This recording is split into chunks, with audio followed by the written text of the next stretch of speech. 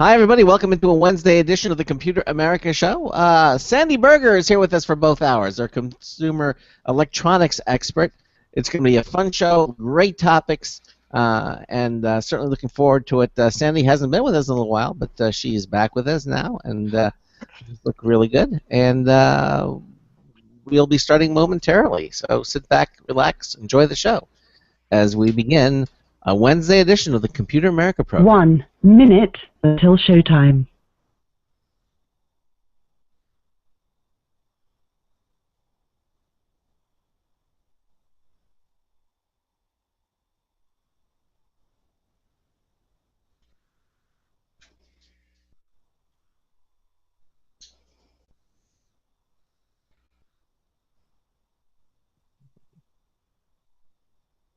Remember, if you go into the chat room, Sandy, make sure that the audio will start live, so you have to mute it, before if you go to our right.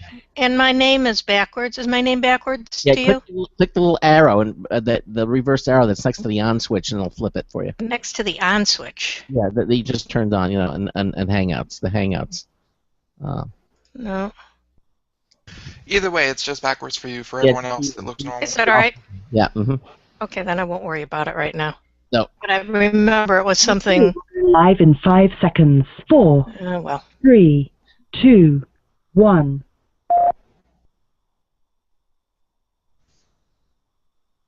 Broadcasting live, it's America's longest-running national radio talk show on computers, Computer America, hosted by national columnist Craig Crossman. Look for Craig's weekly column in your favorite newspaper. This show is being beamed nationwide at ComputerAmerica.com. Keep it here for technology news, computer products, guest interviews, and your phone calls. You're listening to Computer America. Hello and welcome into the Computer America Show. It's the nation's longest-running, nationally syndicated radio talk show on computers. Computer America is heard around the world and coast to coast. And I'm your host, Craig Crossman.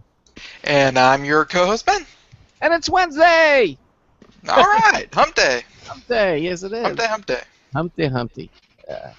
Is that like Humpty Humpty? No. No, not quite, just hump day. Hump day. Well, they do have that great commercial, so... Which one? You know, the one with the camel, and they're in the zoo, and he's like, hey, guess what day it is? And it's like, Monday or something like that. Actually, weirdly enough, I just went to go see Chappie the other week, like last Friday or something like that. They actually took the character of that camel from that commercial. Yeah. And they like the movie theater, I guess, licensed the character to do the turn off all your cell phones. Mm-hmm. So like they had like on screen they had the camel going. And he's like turn off your cell phones, turn off your cell phones. Everyone's like, oh yeah, okay. Well, okay. Fun fact. The fun fact, yes, exactly. One of the many fun facts from Ben, and of course, I'm still jealous you've seen Chappie. I haven't seen it yet. Hopefully, maybe this weekend I'll get a chance to see it. I've been invited to City Place this weekend, so I may go with a friend, a buddy of mine that I haven't seen in a long time. But in the meantime, as I said, it's a Wednesday edition of the Computer America Show, and we got a great program planned for you. Sandy Berger, our consumer electronics expert, is here with us. Now, before I bring her on, let me just get this out of the way. If you have a question or a comment for our guest or for us, give us a call. It's 347-884-8881. 347-884-8881. I'll get you on and get you through. Email is live, L-I-V-E, at ComputerAmerica.com. You can also go into our live interactive chat room. At our homepage, there's a button there. It says chat/live video. Click it, and it'll take you to a split screen. On the left-hand side is the entry form for our chat room.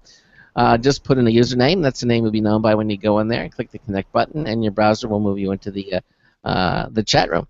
The other thing that's on that page is our live Computer America video stream. In case you want to gaze upon the brilliance that is Craig or myself or the guest, sometimes there's a demonstration, so we will let you know when that happens, so you can go back and check the archive if you're not watching it, or just watch it all the time. And sometimes we have some really cool videos, but today, no, just our gorgeous faces. So Exactly, and that video will start up the moment you go to the chat room. So it's just a completely automatic process, and I think that you will enjoy that. I mean, the more ways you can interact with us, the better, I believe. So let's get started here. And our guest tonight is Sandy Berger, as I mentioned. She's a consumer electronic expert, well versed in things like printers and cell phones and digital cameras and other devices. Her website is CompuKiss.com, and Sandy is one of our Computer America correspondents who appears here on the show on a monthly basis. Sandy, welcome into Computer America. How are you? Hey, Craig, I'm doing well. I have to apologize for my cough earlier. Oh, that's quite all right. That was me. I didn't mean it. That's we barely even noticed. Yeah. Okay. You do have a mute button, on Hangouts. If you just hover over there, there's a little microphone, then you can mute yourself. Well, I realize that, but instead of pressing the mute, I pressed the camera off button, and it didn't work too well. You know these devices, how it is. You have to know how to use them. That's right. Right. Yeah, you have to be kind of some sort of techno whiz. Anyhow, let me just also preface before we get into everything here that you can not only listen to what Sandy's talking about, but you can actually see everything we're going to be talking about tonight. Not only in the live video stream, but you can actually see it. And the way you do that is you just go to our homepage at ComputerAmerica.com, and you'll see the button there. It says Interact with the Show. It says Show Notes. Okay, if you click that, it'll open up a document. You'll see today's show, March the 11th, and you'll see Sandy Berger. Her name is hyperlinked, and so it'll take you to CompuKiss.com. And it also talks about some of the things we're going to be talking about. But right beneath that paragraph is another link that says Cheat Notes. And if you click that, it'll open up a Google Docs document, and then you'll be able to see everything we're talking about tonight, all of our topics. Not only can you read the text, you'll be able to see pictures about what we're talking about. You'll also, and most importantly, you'll see hyperlinks, links to the things that we're talking about too, so you can get an even more rich experience about what we're talking tonight, and it's just a wonderful thing, and we invite you to do that as well. The other thing I want to mention is that one of the things that I really like about Sandy, and well, there are a lot of things I like about her, but one of the things that I also like about her is that when she talks about a product or reviews a product or service, she's going to tell you if she likes it and why, and she'll also tell you if she doesn't like it and why. In other words, they're not going to be able to buy her off with something. Well, maybe after $1 million she might, but it's negotiable. But other than that, has anyone ever sent you a product with a $5 clip to the paper, and it's like, hey, we would like your favorable review. Wink, wink. Never happened. And $5 wouldn't get them too far anyway. Yeah, that's true.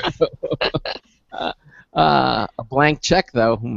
But the thing is, really, she's editorially credible. That's what I'm saying. So when you hear her talking about something, you're going to get the straight scoop, and which is really important because if you're going to invest in something, on what she says and the value of what she says, obviously, you want to get steered in the right direction, and so she's going to do that. So that's all well said and good, and if there's nothing else, I think we should start with looking at some of the things. Again, you can see all of these at ComputerAmerica.com, and also at her website at CompuKiss.com, and the link is there, and it's also in our show notes page. Starting off, do you hear an echo? Echo? No. Amazon has come up with something called the Echo. And now this is not Earth to Echo. That was a cute little movie, by the way, I saw. But this is a digital assistant speaker. And what is a digital assistant speaker? Well, it's an interesting device. It's a new concept, and a digital assistant is kind of like Siri Oh yes. for Apple. Where you ask her questions and she answers.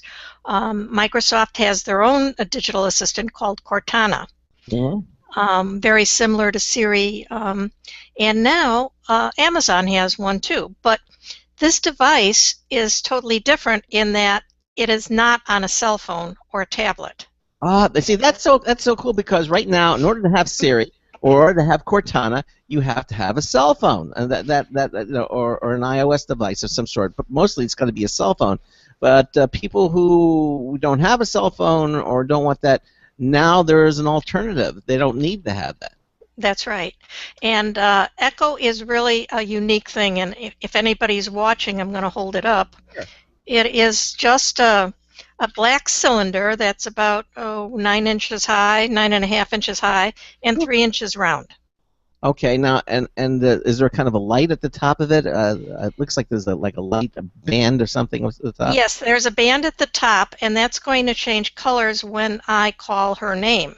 Oh, okay. So they have given her the name. I can't say it until I show you. But I'm gonna try to put it up near my mouth so she can use my microphone. Okay. Alexa, what time is it? The time is 10:09. Oh, look at that! And that was really cool. And it was like a bluish color, and it pulsated with her voice, and it sounded like a very natural sounding voice too. Her voice is, I think, the best out of the three. It certainly is a lot more natural than Siri. Oh yeah, Siri's a lot more mechanical. At least Cortana sounds more conversational. Yes, Cortana sounds good, but the thing is that I call her she already. She's part of the family. And it is a family device, see, because you're going to take it and put it on your kitchen table or your coffee table in the living room, and the whole family is going to use it. It's speaker independent. In other words, it requires no training, just like Cortana or Siri. That's right, and it does come with it's attached to an app on your cell phone, so that if you do want to correct her or anything like that, you can do that. But she plays beautiful, beautiful music, actually. Alexa, play Claire de Lune. Claire de Lune by Claude Debussy from Prime Music.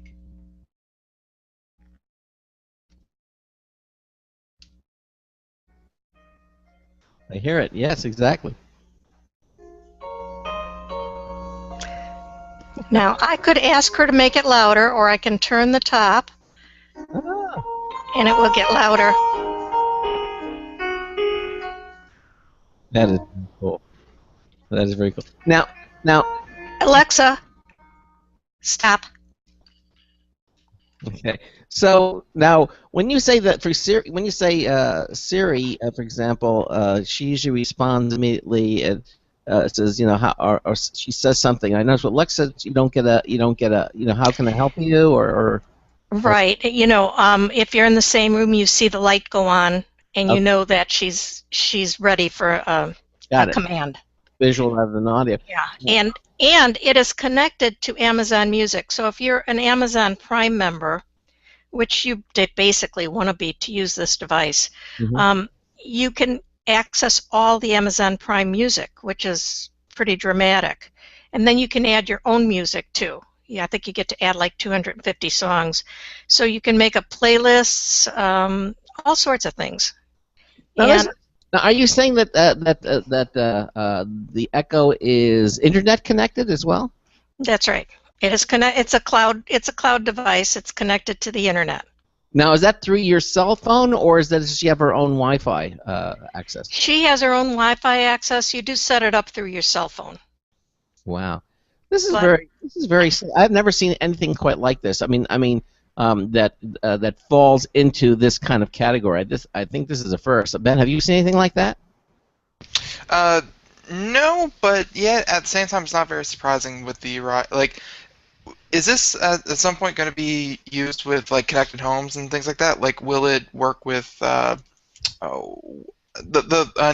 Nest and other home devices? There's no doubt that it will. Right now, some of the drawbacks are that it can't do a calendar. I mean, if I ask her what the weather is tomorrow, she'll tell me, but I can't ask her what my appointments are tomorrow. Now, she can already do to-do lists, so if I say, add something to my to-do list, I'll see it on my phone, which is kind of good. So she every new rendition, every update she gets a little better and a little smarter, and she's got a personality, I think more so than even Cortana. Really? How so? I don't know. She just let me see if I can tell you. All right, Alexa, will I need an umbrella tomorrow? Alexa, will I need an umbrella tomorrow? No rain is expected in Pinehurst tomorrow. All right. Okay, Alexa, will I need an umbrella on Friday? It might rain in Pinehurst on Friday, March 13th.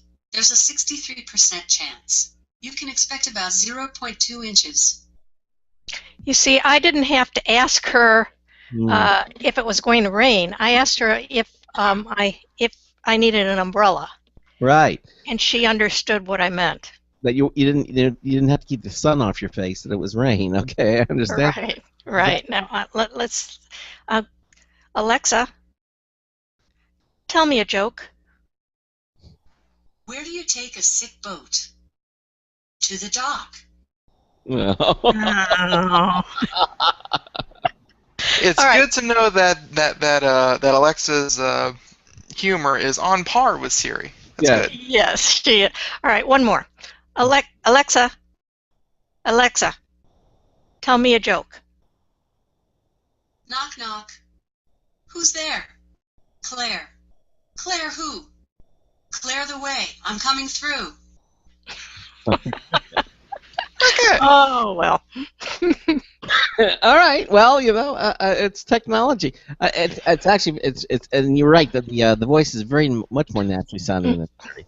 And she seems to understand more nuances than Cortana or Siri, definitely than Siri. Now you said something that we kind of glossed over, and that is these improvements. You don't have to go out and buy another Amazon Echo. All the improvements are going to come via software updates, right? At this point in time, yes. Now, they might, like they always do, have a second version next year or something like that. Yeah. So I can't guarantee this is the last version, but right now they are doing updates, regular updates on it. Do you have to be involved with that, or does it just happen? It just automatically happens. So you don't even know what version you have at this point, or it's unimportant, I guess. I think it's unimportant. I could look in the app, and it might tell me there. The other thing in the app is everything that you've asked her is documented. So what songs she played. So if I ask her to play my playlist, or any playlist that I have in Amazon, she'll do the playlist, and then I can look in the app and see what song she actually played. And if she plays a song from Amazon Prime that I don't own, but I'd like to own, then I can buy it through her. I can say Siri. I can say Alexa, I want to buy that, and she'll purchase it for me. So I can see this also as a way for Amazon to do what they do the best, is sell you things. Well, yeah, that's I would say everything that Amazon sells is just another way for you to buy more stuff on Amazon. And obviously, why should they break that pattern? Right, but they do give you a lot. I mean, the Amazon Prime membership is I think it's $99 a year now, and for that you get the Prime Music, which a lot of places are charging $10 a month for the music. Now, Amazon might not have as comprehensive a music catalog as some others, but it's more than adequate for most people anyway. You get a couple free books a month. You get to rent books. I think you get one a month, and free shipping, free 2-day shipping. So for that $99, you get quite a bit. I will say Amazon does a good job on enticing you. Yeah, no. Well, it's not like you're saying, I need an umbrella, and then it takes you, says, there are 4,000 options for umbrellas at Amazon.com. Head on over there now to purchase your favorite umbrella. It's a standalone product though. Yeah, she has not done that. I mean, she has not tried to sell me anything, including music. I've never heard that, and I think they would be defeating their purpose if they did. All I'm saying is that there will probably be in the future more ways for you to buy things. No. Now I don't know what form that's going to take or how it will be done, but that's what Amazon does so very well. Well, and obviously they're maintaining that pattern or that. That's right. Exactly. But they give you a nice device. I mean, this one is it's a circular speaker system, so you can set it in the middle of the room and hear it surround sound. Yeah. Now, I have read some other reviews that say at high levels it gets distorted, and I don't see that at all, but I don't turn it all the way up. I don't like that real loud. Now, if you were having a party and turned it all the way up in volume, maybe it would distort slightly, but the comments that I've had from people who have come in and looked at it and listened to it have been phenomenal. They think it sounds great, and I do too. And it looks like it's all self-contained, right? Right. Now it's AC powered. Yes, and that is the one thing. In a way, you'd kind of like it to have rechargeable batteries of some sort, so you could take it around the house without plugging it in again. But it's not. It doesn't strike me as being a portable device. I mean, it should be, I guess because if it was battery, you would leave it, and eventually the batteries would run down. You have to get charged. Right. I think some devices just, are meant to be plugged in. And this one is obviously meant to be plugged in, and it's not a problem now. The other day I took it with me when I spoke to a group of people, and I expected that when I would come home, because I took it there and I hooked it up to their Wi-Fi, right, which was very easy to do. When I brought it back home, I was expecting that I would have to reset my Wi-Fi, and it didn't. It's just like a cell phone where once you put your Wi-Fi in, it's got it and it reconnected, and I didn't have to do anything. Now, and so it memorizes the password. All that. Yeah, the password, everything, just reconnected to my network. Now it's interesting because usually when you're doing that, you're looking at a screen or something. Obviously, are you using the app to do that, or are you just doing it through the Echo itself? You are using the app to do that. Okay, so there is a visual confirmation. Yeah. Now, there's security questions involved in it. Is it listening all the time? Okay. If I have a fight with my husband, is it listening to that? If we start screaming back and forth or whatever, is it recording anything? I really doubt it. I'm sure their hardware people have taken this thing apart and really looked at it well, but it does have to be listening all the time because it is listening for its name. I mean, probably only if you're shouting about, Alexa. Then it'll be like, oh yeah, you called me. It's like, that robot. It's always listening. Well, my iPhone's Siri is always listening to when I have power to it, which I have right now. When it's plugged in, yeah. When it's plugged, there's a switch. When you plug it in, and you have to turn a switch on in the settings, and then when you say that, she'll respond. But you notice that I've said Siri several times, and she's not responding because it's just not the name. You have to say the word "hey" in front of that, and then that will do it. And the combination of those two will cause her to activate. Now, what Amazon did is if you happen to have a daughter with the same name or someone in the house with the same name, you can use the name Amazon. You can change the name to Amazon. Okay. All right. But I'll tell you a funny story about your Hey Siri thing. Is the other day when I was listening to the Apple announcement and the watch and all the new things that they had. Yes. And I had it on my my PC or my Apple, I don't remember, but I was watching it on the computer, and he was doing a demonstration on Siri, and he showed Siri there, and he says, "Hey Siri," and my Siri on my phone responded to his voice saying, "Hey Siri." She says, "Yeah, what do you want?"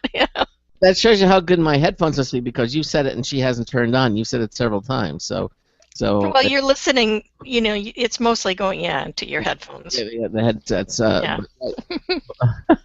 But that probably would happen as well. You see, that's the price you pay for speaker independence. When I say speaker independence, people might not remember, but years ago, when you had voice recognition products, you had to train them. Right.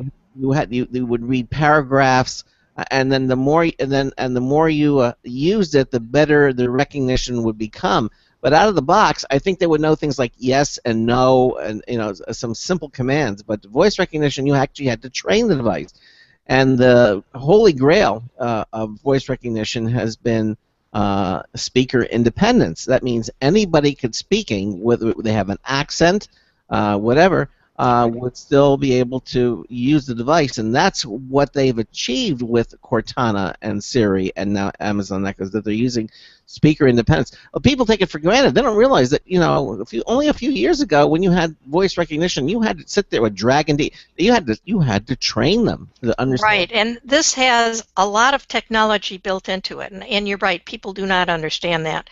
I mean, this little device, it's 9 inches tall, and it's got 7 microphones built into it.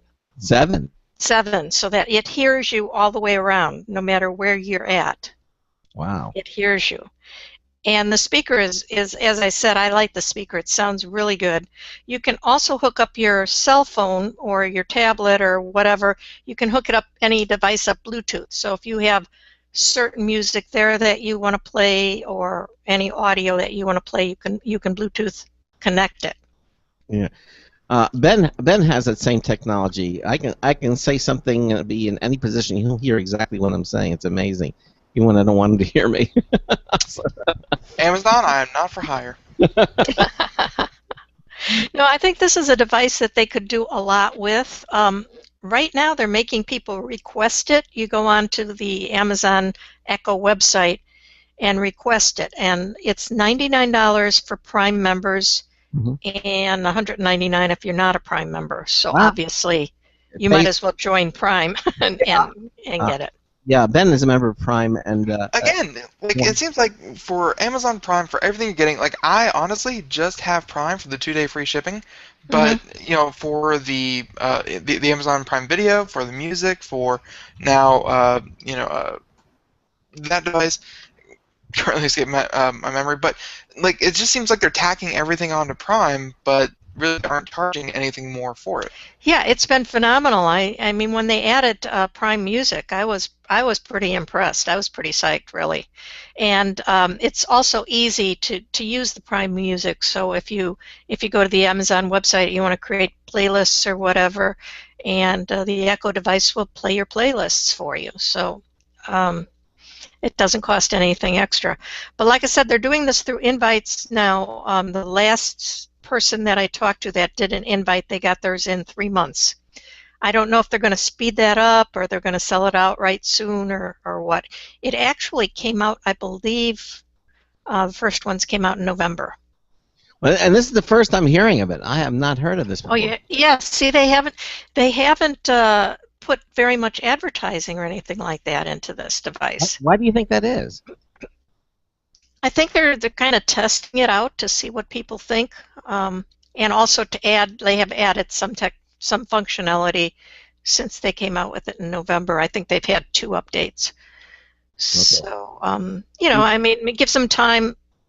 Just what Google does all the time, puts everything out in beta, and that gives them time to assess it and to make it a little bit better. Yeah, no, I think it's very impressive. I like this. You get reliant on it. It's not like having your cell phone. Okay, I've got plenty of Bluetooth speakers, and I've got one that I absolutely love. But in order to make that Bluetooth speaker work, I have to turn the speaker on, I have to turn my cell phone or my tablet on and choose the music. Okay? With this device, I just go up to it, call her name, and tell her what I want it to play.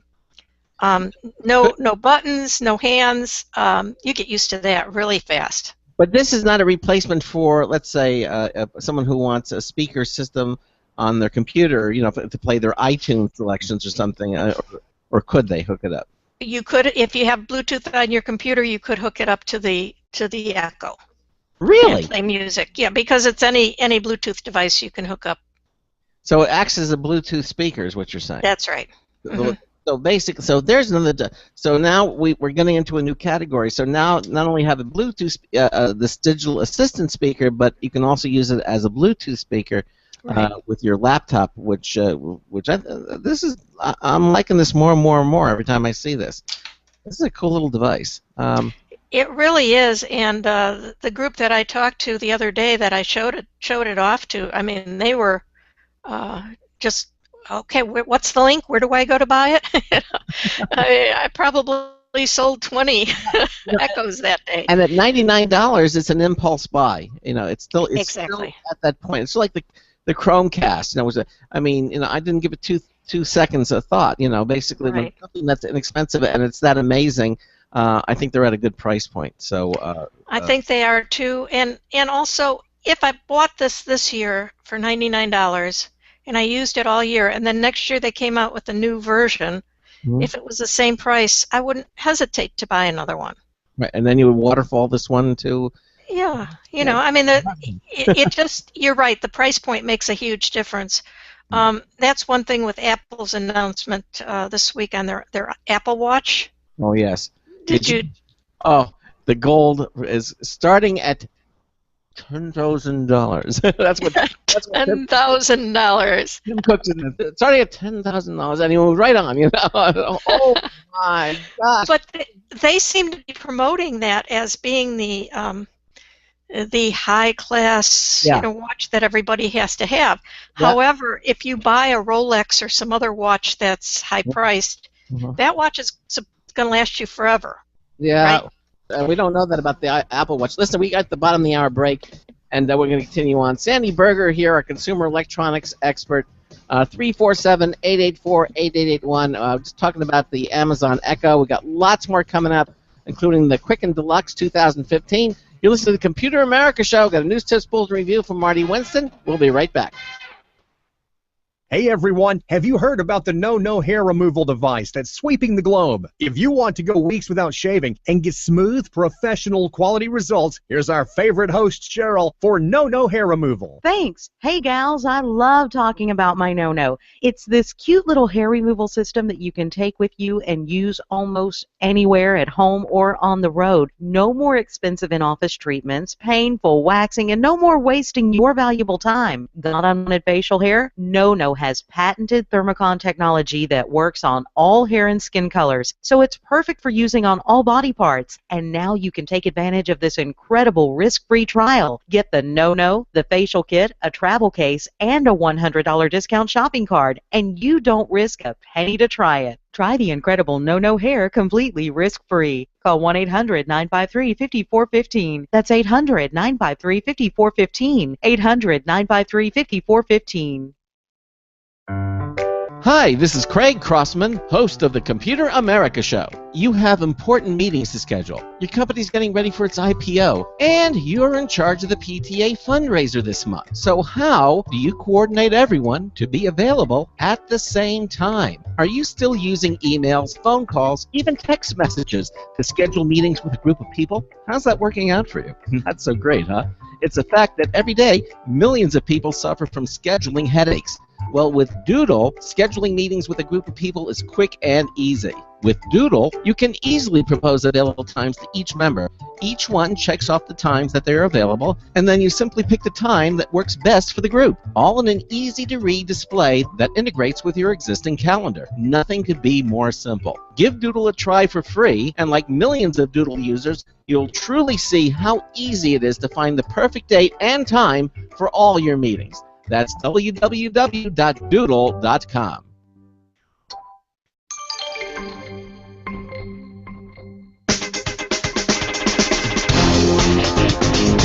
Hi, this is Marty Winston with a News Tips Bulletin Review for Computer America. This time, the TCP LED T8 tube.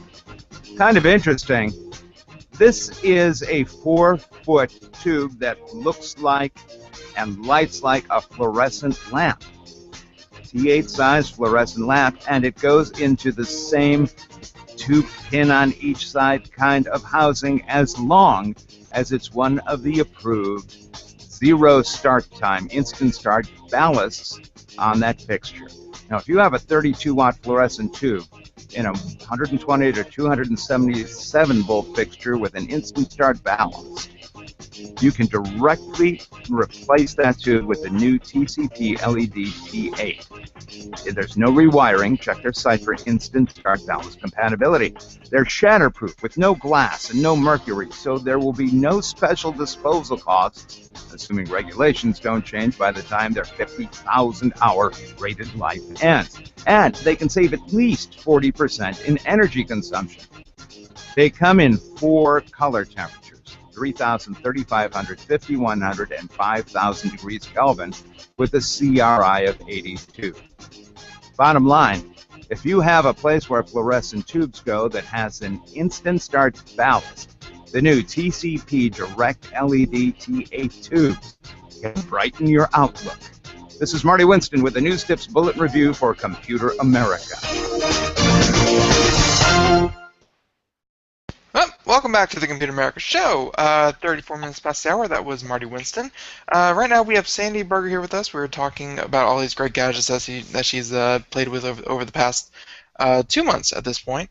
And we just finished up with well, at least I think we're almost done with the Amazon Echo. Was there anything else, or were we, either moving on either to the next thing or the Apple announcements? Because I know Craig was really amped for them, and you probably were as well.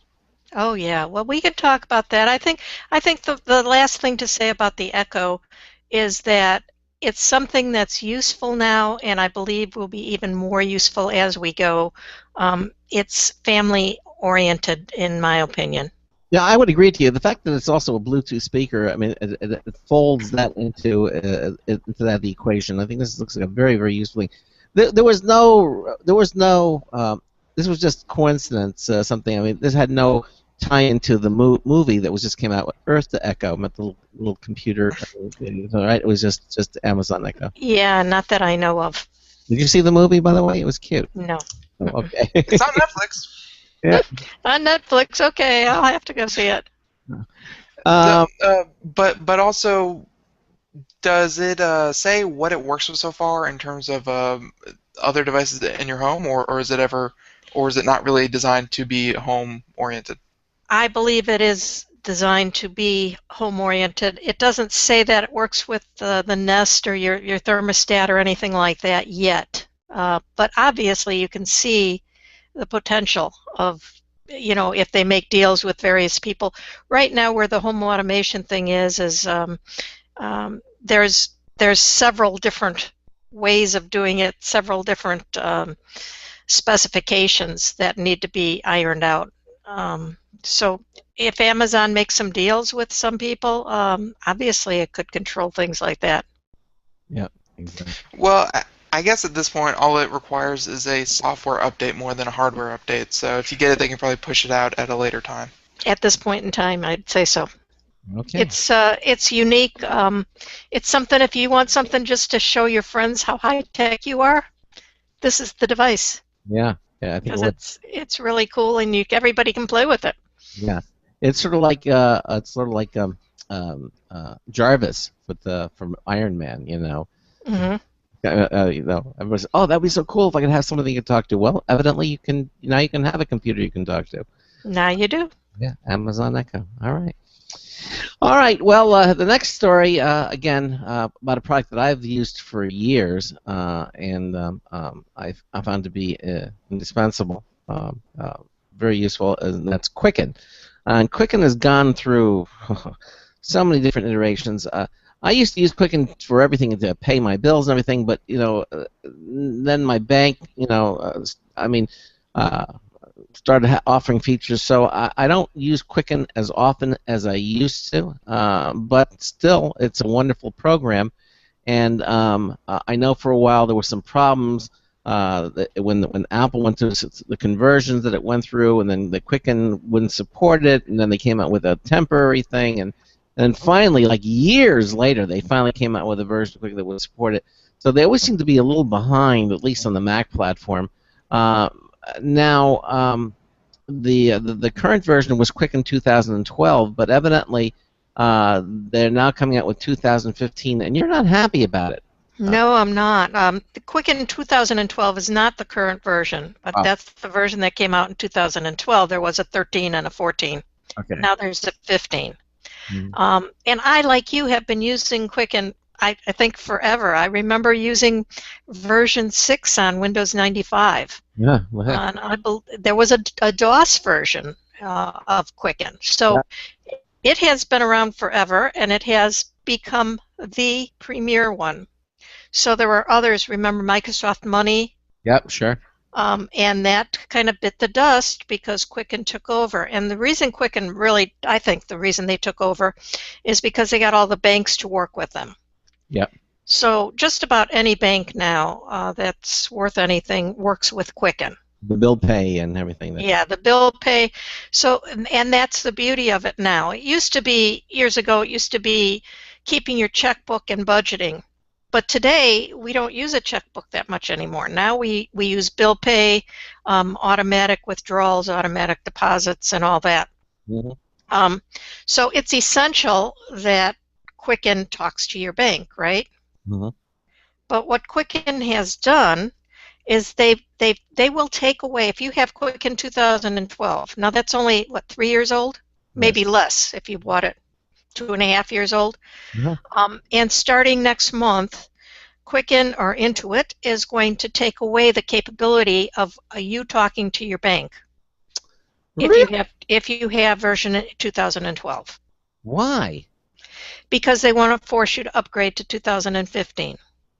There's absolutely no other reason.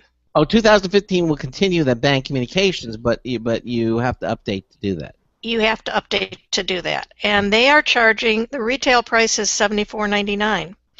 At the Quicken site right now, they have it for $64.99. But, you know, I mean, for something that a lot of people bought 2 years ago and thought that they would be able to use it for 4 or 5 years, it just grates me that they're taking away something. In other words, one day I'm happily have Quicken talking to my bank very happily, and the next day they're going to turn it off and I won't be able to do that. Unless you get 2015. Right. Surprised that there isn't an easier upgrade route. This happens a lot of times with operating systems for computers, but even then they'll offer you like a discount or or a cheaper way, or something that makes the transition easier, but not Quicken. Now that's another thing when you talk about the transition being easier. I wouldn't mind. I've actually been using Quicken 2012, and I didn't upgrade to 13 or 14 because it offered very little in additional features or anything like that. Now I'm being forced to upgrade to 2015. Guess what? They don't have not one new feature that I want to use in Quicken 2015. Well, they have So that in new other words, they have that new feature called communicating with your bank. yeah, it's an old feature. but I mean, you'd think that if they want me to pay $65 or $75 for a new program, they would give me some new features. Mm-hmm. Okay, now there's even more to this story. Okay. All right, after they announced, I think about 2-3 months ago, they sent everyone they have registered 2012. They sent them a notice saying that this was going to be turned off. Okay, and it is stated on the box. So they didn't really try to hide this from anybody. It's always been there. Nobody ever read the box. But when they did this a couple months ago, I had a lot of my customers that I do consulting with or help them with their computers, they upgraded to Quicken 2015. Okay. The several people who tried to put a password on their Quicken got it all messed up. Okay. What Quicken did is now they have, in 2015, they have 2 different types of passwords that are very confusing to people. And it literally took me 2 hours on the phone with Quicken to straighten out one of the problems that the one person was having with passwords. Like what, for example? Well, when they set up the password and then they went back to log into Quicken, it said the password's incorrect. Okay, so then they followed the instructions and thought that they were doing the right thing, and it still wouldn't work. And so, they called me and said, come and fix this. One lady, this has happened more than once, and one lady, she said, I have been on the phone with Quicken for 2 days. Oh, my God. 2 days I've been on the phone trying to straighten out this password thing. And she says, and we got it all straightened out. And guess what? When I used it when he was on the phone, it worked fine. Went back the next day and tried it again, and the wouldn't accept the password. What's going on? Why is it so? They have a problem that they obviously have not solved, and in order to solve the problem, what they want you to do is they want you to go back to a certain date to prove that you're the person. So in other words, they're saying that the guy at Intuit is saying, okay, we can fix this for you, but we need your checking account or one of the balances on one of your accounts on a certain date. Okay. Okay. Now, if you can't get into Quicken to get that, you have to go to your bank statements, and then you have to find out what date that they want, which account you can actually give the real balance, because the balances on most of your accounts are rolling, right? Right. So you have to give them a real balance of a real account on a certain day in order for them to say, okay, now you're you, so I can change your password. Oh, that's the wackiest verification method. Yep. I would stick with mother's maiden name or something. Geez. Well, it doesn't have to be that easy either, but it didn't have to be this difficult, especially when they've got to know they have a problem. Because quite a few people have called about it, and it's just hopefully they'll fix the password problem. But even so, the way they're handling this, I'm very disappointed. It's a company that I've been with for years, like you have, Craig, and suddenly they're making it difficult to buy their product and difficult to use it. John, Sport in the chat room says, isn't the whole point to Quicken so that you don't need to know the balance because that's Quicken's job? Exactly. That's why it's so ironic. Totally ridiculous. Well, there you go. And they have such like a market capital. Like they are like the accounting software. I That's am right. hard pressed to think of another one. That's right. Exactly. I mean, Mint is the only thing. And didn't they buy Mint? I think Quicken might have bought Mint at some point. They might have. In any case, yeah, it's the only thing out there that works with most banks, and they do a decent job. I can't say the program's perfect because I've come across things that I definitely think could be better, but as far as what it does, keeping your checking account and keeping control of things, it does a good job. I just don't want to be forced to buy a new one. I don't want them taking away things that they had given me when I bought it. That just doesn't seem right. Well, so everybody check, and if you've got the 2012 version, check with Quicken before your bank connection is turned off. There's a point where backwards compatibility is obviously going to cost them more than it is to keep up to date with all the different software. But 2 years, 3 years isn't that far. So yeah, that's a not only that, they have to be file compatible for the longest time. I mean, if you're using Quicken, the newest version of Quicken has to be able to read that Quicken file directly, so all of your work is passed along to the new version.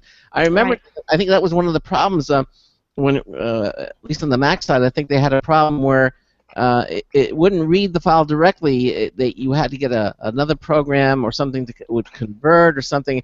And you shouldn't have to do that. You should just be able to run the new version of Quicken. It'll go to your Quicken files, get everything, update them, boom, and done. Right, and you can do that on a PC, but Mac they have consistently had problems with. The other thing that I'm hearing problems with this year is TurboTax. Uh-oh.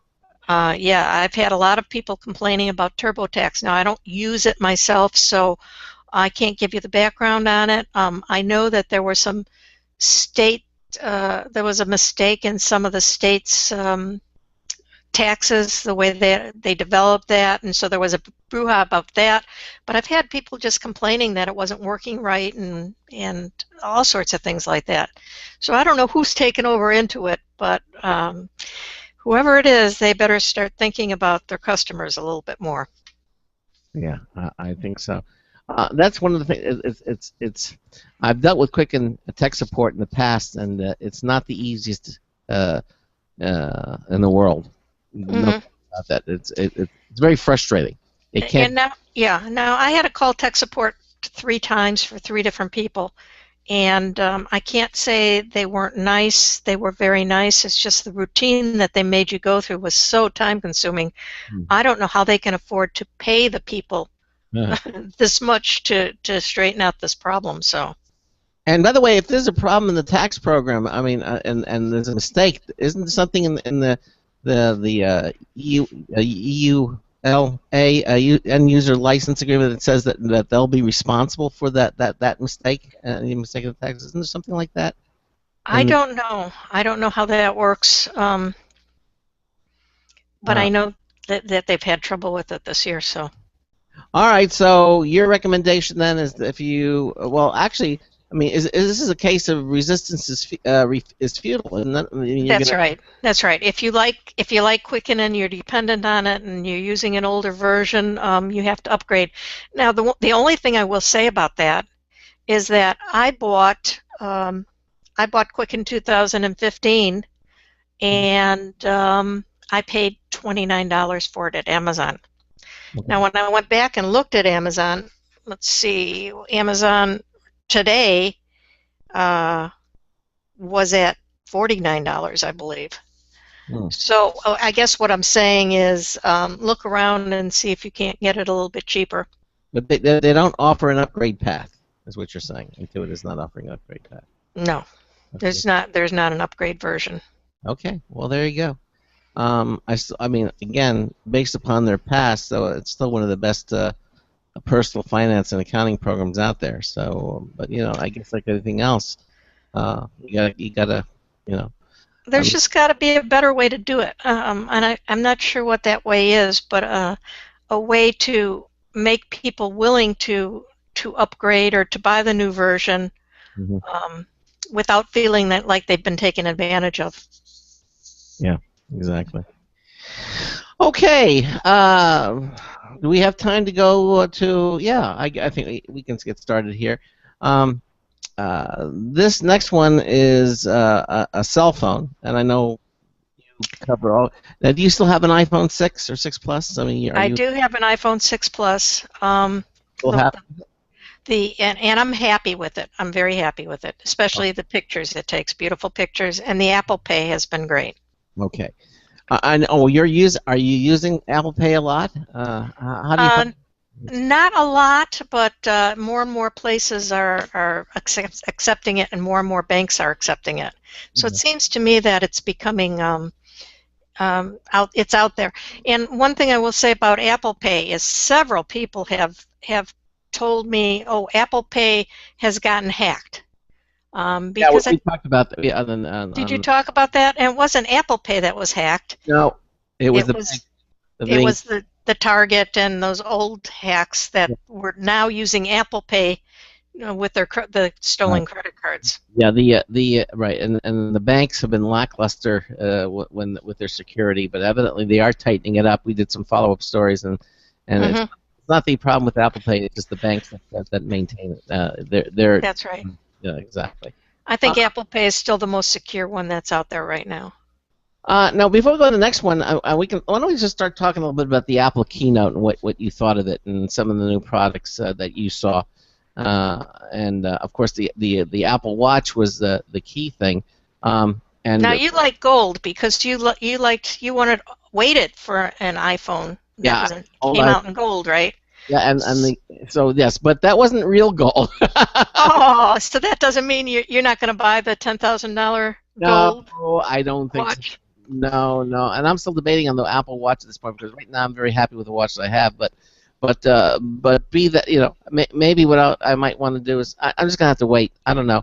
But it was interesting because it was the first time where Tim Cook really started talking about prices, and he started talking about the sport watch first, and then he gave the prices, and there was some I think a little applause, and then he talked about the stainless steel and everything, and then he started talking about the gold watch, and he said it and I have never really seen him do this, but in the quickest segue, Yeah, really, with his hand over his mouth. starting at $10,000 and up, and there was dead silence in the in the audience there, and then $10,000, Well, doesn't that show you how well Apple thinks of itself? They really do believe that their Apple fanboys will buy anything that they give them for a premium, and they don't mind paying for it. And believe me, I'm sure there are people out there who have $10,000 and will be first in line to buy one of those. Yeah, and the only thing I can say that's going for them is that if someone does buy for $10,000, 10 years down the road, 50 years down the road, 75 years down the road, if Apple is still as predominant as they are today, that's going to be worth more. Even though the hardware in it is going to be laughable, even though the software is going to be unusable, even if the thing is just worth its weight in gold, just as a collector's item, it will have value. Well, that's what happened with the Apple One, Yeah, I have an iPod, the original iPod. Do you think that's worth anything? No, I'm just kidding. Actually, the big ones, people actually like those. The ones with a decent sized hard drive. Yeah, a real big one. Yeah, big. People like them. Yeah, but yeah, you're right. It has might have a collector's value. Okay, but if you take that out of the equation, you're looking at watches. I can't see why anybody would buy more than was it $350 is the starting price? Well, he said that they were only going to make a limited number of the gold watch edition. He said there was going to be a very limited amount of them, and I can. So it will be a collector's item. Mm-hmm. I think so. They're going to be making millions of Apple Watches, but the gold edition is going to be. And that was just for the watch. I didn't think that included the band because the gold band is even more, So that's what he said, starting at. So obviously, if you're gonna. Oh, okay. I didn't catch that. Yeah. So if you're gonna add the bands, they're gonna have obviously a gold. And then if you want like a real tiger's eye lens in it instead of a working surface, that's even more money. But they did talk about some of the improvements, not improvements, but the additional things on the watch, which was kind of. Yeah, go ahead. I wanted one from the time they first announced it. Yeah. The time they first announced it and showed how you would deal with it, and it looked phenomenal to me. And I told my husband at that time, they were saying it was going to come out right after Christmas, and I said, all right, you can make that my Christmas present. Uh-huh. Well, luckily he bought me something else for Christmas. Now he can make it close to my birthday present, I guess. Yeah. They're saying April now it's going to be coming out, and there's two different sizes. So there's supposedly a men's and a woman's size. Although, however, for me, I don't like really massive things. And since they're identical in function, I would always go for the smaller size. Anyway, that's just my personal taste. Right, and I think that was the difference in price. Was $350 was the starting price for the smaller one, and $50 more, $400 for the larger one. Right, but they're still functionally identical, right? Right. Mm-hmm. And then they have another level of, before the $10,000 ones, they have some that have I think stainless steel instead of aluminum, and stainless steel is the second one.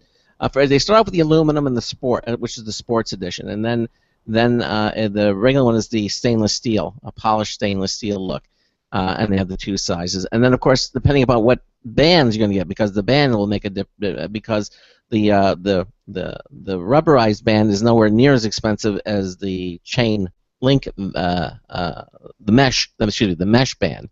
That's going to add a lot more cost to it.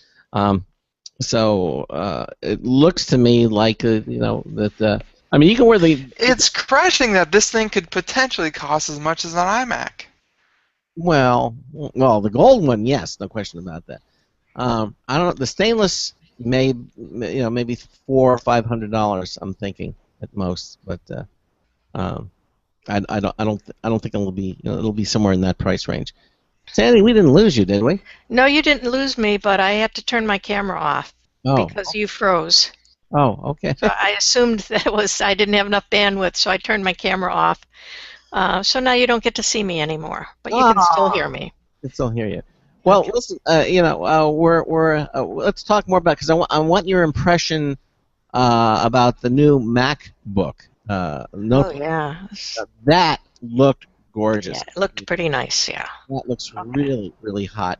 And some of the things that they were doing there with this computer, they're doing some new technological advances, especially with the battery. That kind of blew my mind, because batteries have always been sort of rectangular in shape, but when you do that, you lose physical space. And so they're using this new technique called they're terracing the battery, so it'll actually conform to the thinner part of the computer, and they get like about 38 or 39% more battery in this thing. Yeah, they do a lot of research and a lot of really cool things, and that was one of them. So the battery life is supposed to be fantastic. All right, well, we're going to take a little break, and then we're going to be back. It's just the top of the hour. It'll only take a few moments. You're listening to the Computer America Show on the Blog Talk Radio Network, the Boost Radio Network, the IRN Radio Network. Sandy Berger is our guest for the rest of the hour. We're going to talk more about what Apple unveiled at their Spring Forward event, and we'll go into details. 347-884-8881. I'll get you on to get you. Don't forget to enter in our contests at Computer America. They're all there under our contest page at computeramerica.com. Enter all of them. You'll have a lot of fun doing it. You might win something really, really nice. As I said, we're going to take a quick break. Another News Tip Bulletin review from Marty Winston is due in this hour as well. We're going to be right back. Stay with us. Broadcasting live, it's the only national radio talk show on computers to air every weeknight. Computer America, hosted by national columnist Craig Crossman. The first hour's behind us, but there's still more of tech news, tech talk, and your phone calls. We're being beamed nationwide at ComputerAmerica.com. You got computer problems? Bring them on. You're listening to Computer America. Computers run the world, and we run computers. Call us or send us an email to live@computeramerica.com. Hello and welcome into Hour 2 of the nation's longest-running, nationally syndicated radio talk show on computers. This is the Computer America Show, and I'm your host, Craig Crossman. And I'm your co-host, Ben. And we continue on with Sandy Berger, our consumer electronics expert and Computer America correspondent. And in this, again, you can follow along with everything we're talking about. Except the Apple stuff, because that's not really part of what we're doing tonight. But all the other things we're going to be talking about tonight are on our show notes page. Just go there, check it out, click the cheat notes, and you can actually follow along with us, and you can see all the different products. But right after the Quicken item, we started talking a little bit about the Apple Spring Ahead event, and we just finished talking about the Apple Watch. I still want to say iWatch. I don't know why I keep doing the Apple Watch, and then they also had introduced before the watch actually was the new MacBook notebook computer, and this thing is thinner than the MacBook Air. I mean, it's the thinnest yet. It's like 39% or some crazy number.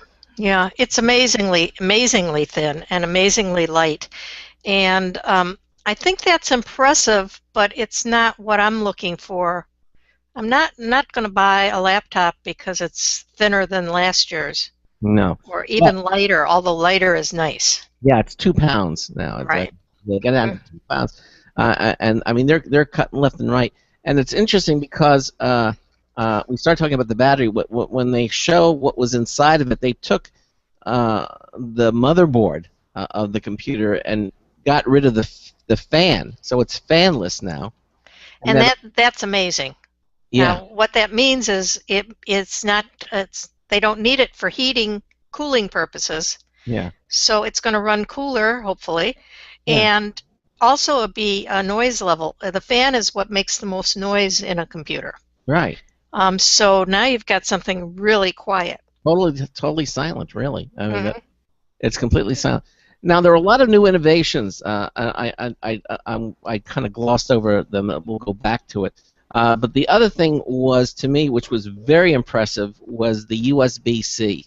That, to me, I mean, they've got the power, they got HDMI, they got everything in one cord. One port. One port. Yeah, unbelievable.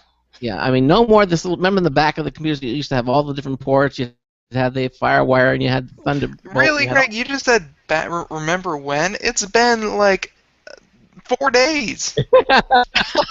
Yeah, remember when? Yeah. Well, you know how fast technology moves, man. Well, now it's all in one wire. I mean, everything is in one wire. That's and the power. It's the power as well.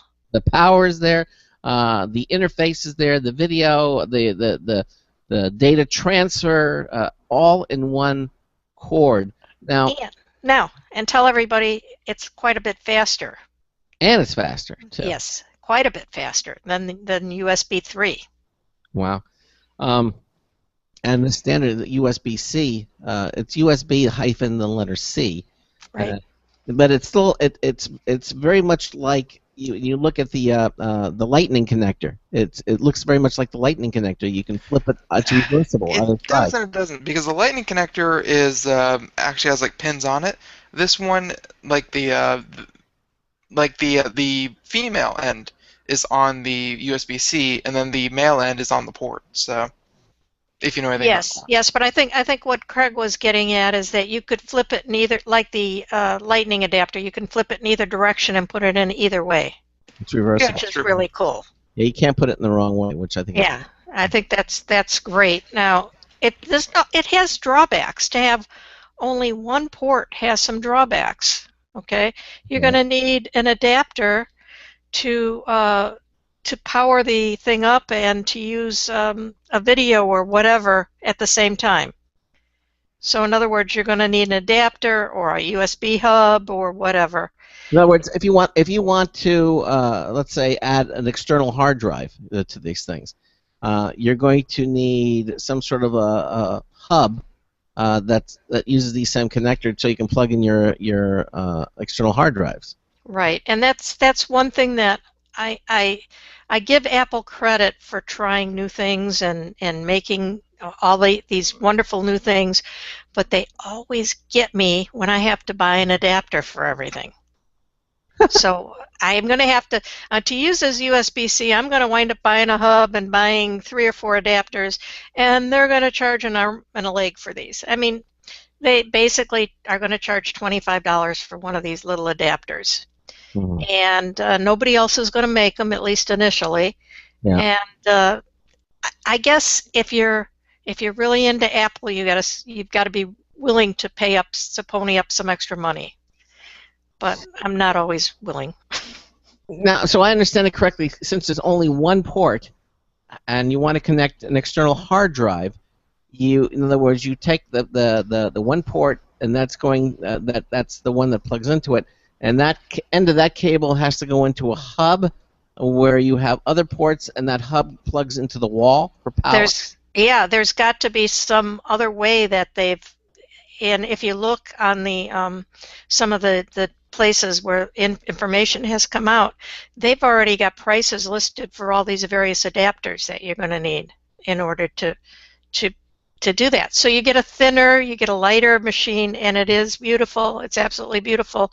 But having only one port is going to cause some problems, and Well, I get that the one port is a problem, but I'm more excited that the USB-C it becomes a standard where you can have a computer with 4 or 5 of these ports, and however many ports. That's awesome. That would be awesome. Now, Apple has over the years, tried out various things like FireWire that haven't necessarily caught on. What about Thunderbolt? Your Lightning, Thunderbolt Lightning, they haven't really caught on with the PC world. Now, if this will catch on or not, I'm not sure. But I had never even heard of USB-C until this announcement. Had you, Craig? No, I had not heard of it either. I had not. So Ben, it's... Had you heard of it? I had. I didn't think to see it in devices because like they were talking about it in looking into the future, what's tech going to do? And they were talking about USB-C, and they're also talking about USB 3.1 instead of 3.0, what we currently have. I just didn't think to see it so soon. Now, according to Jonathan in the chat room, he says the Pixel 2 Chromebook has both USB 3 and USB-C ports. Now, I know Jonathan has always proved to be fairly reliable, so I'm going to go with that. We will hold back to call him a liar until we have verified this. Yeah, I'm going to verify this, Jonathan. And but if USB-C is already on the Pixel 2 Chromebook, then. Oh wait, wasn't the Pixel Chromebook? Wasn't that like the top end, like Richie Rich Chromebook? Yeah, but this is the Pixel 2. Yeah, so it's still, but it's still like the top end of the Chromebooks. Like it's still a couple. Well, that's what you would expect if there is a USB-C port on it. You would expect that it's going to be more expensive. Yeah. So. Okay. All right. So but he's right though. He is right. There you go. All right. Oh, well, thank you, Jonathan, for that. He keeps us apprised of these things. Good job, Jonathan. So this is some of the innovations. So let's go back to the battery, so this is the idea here, because they show the motherboard, which is just condensed so far down. Just an amazing how they got this thing so small with no battery. It's supposed to be even more energy efficient, because you can evidently get a full day. I mean, a full day worth of operation with the batteries now in this new MacBook, and because of the additional battery dimensions and how they've done that. And then the other thing, before any more comments on the batteries, because we're talking about all these innovations they've introduced. I think those were the biggest innovations: the no fan and the terraced battery. Well, yeah. Then the keyboard also I thought was very impressive, because I had not noticed it until when they gave a demonstration. These keys use what's known as a scissor mechanism, and they showed how when you type, the keys rock from left to right, and you don't always get a good press. And they changed it to a butterfly mechanism. So when you press on the key, even if you hit the edge, it goes up and down. You get a better travel on the keyboard. Now, does that mean that I'm not going to be able to use a butter knife and pop the key up if it gets stuck? Yeah, no, I don't think so. We're talking major tolerances here. Not only that, but also each key has its own LED source too. So, which you get a more even distribution of lighting, because each key is now individually lit. And again, the keyboard goes almost edge to edge on this, so you really have a full-size keyboard.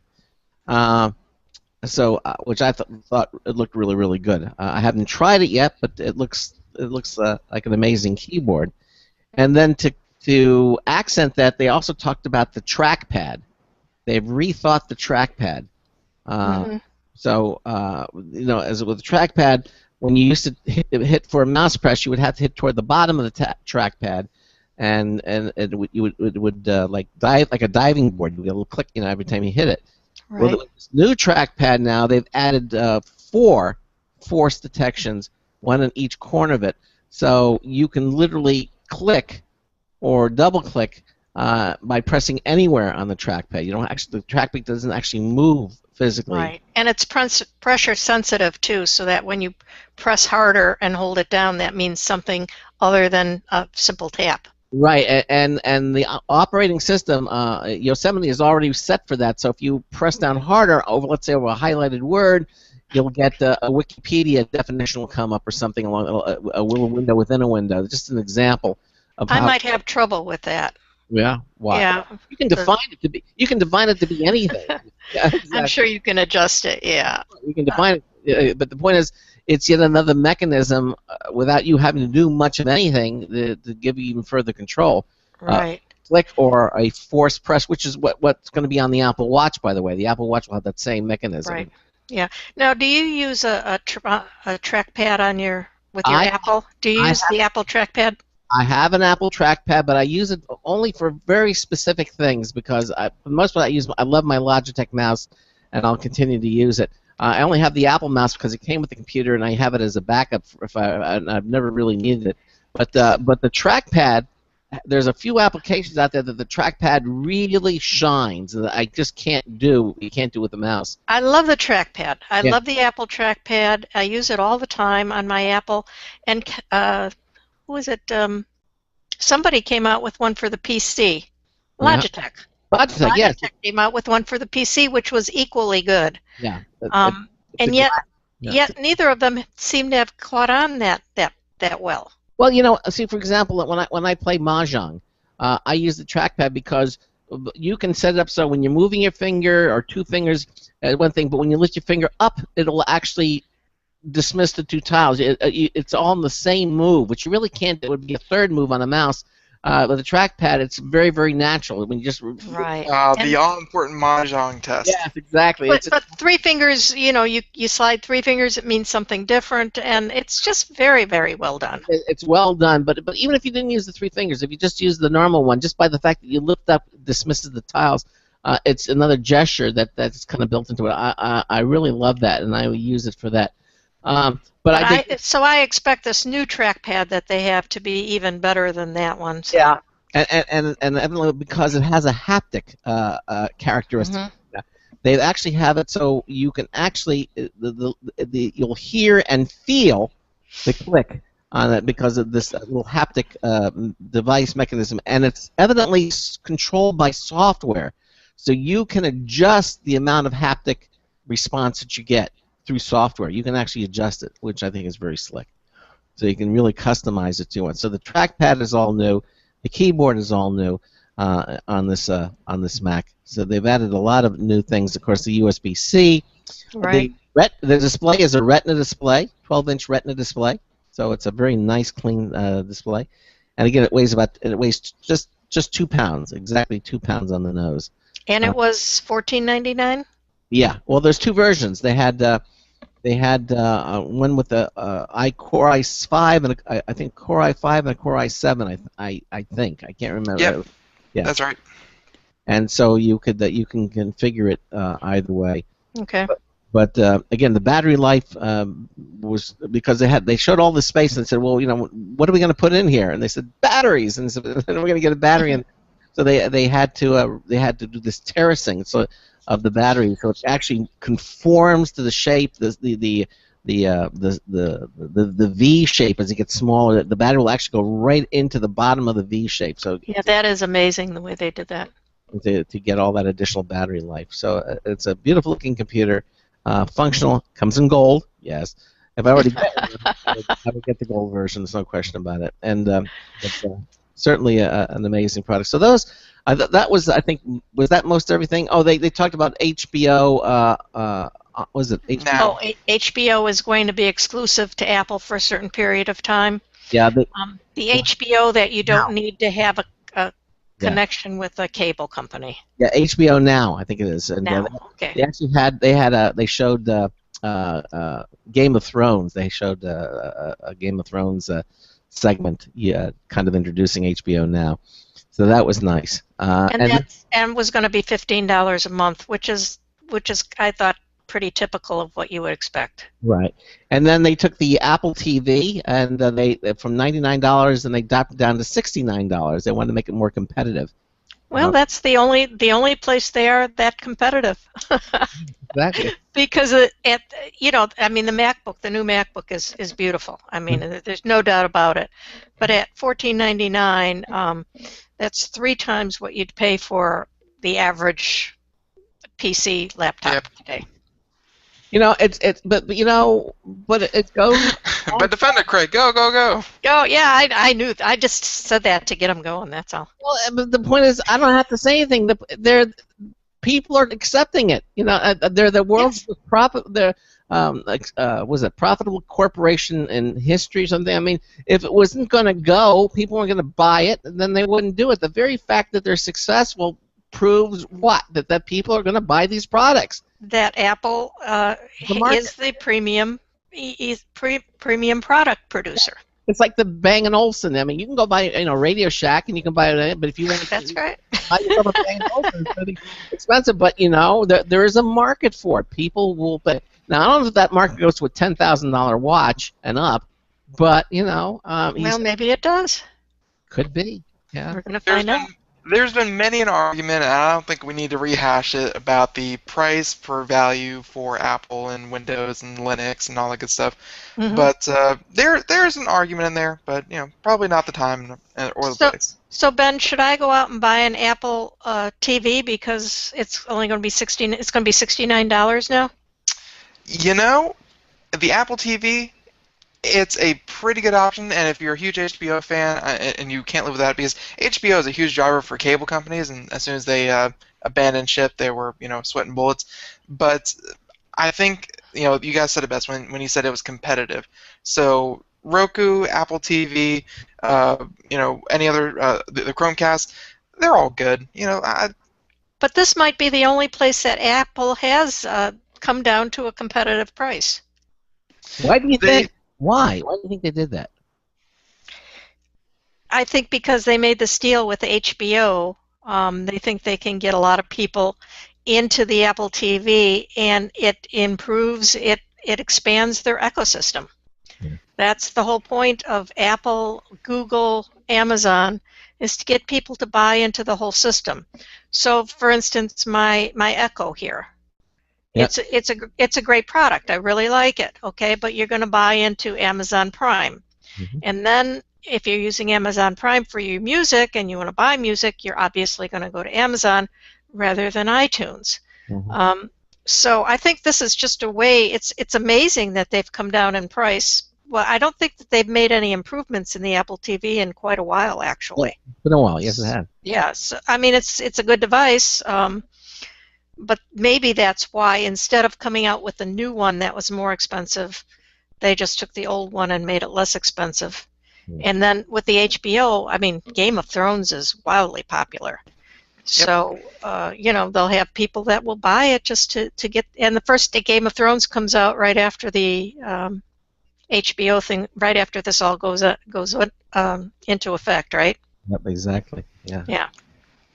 So it's a very smart move. I don't think I'm gonna want to go out and buy an Apple TV though. But that new MacBook is gorgeous. At some point though, you gotta say for $1,500, it better be. Yeah, it is, and it is. Yeah, that's a good point, Ben. No, he's got a good point. It better be, and that's what they're doing, and they're making it worthwhile. Now we'll see what happens with the Apple Watch. Yeah. And mainly because, all these devices, Apple comes out with them every couple of years.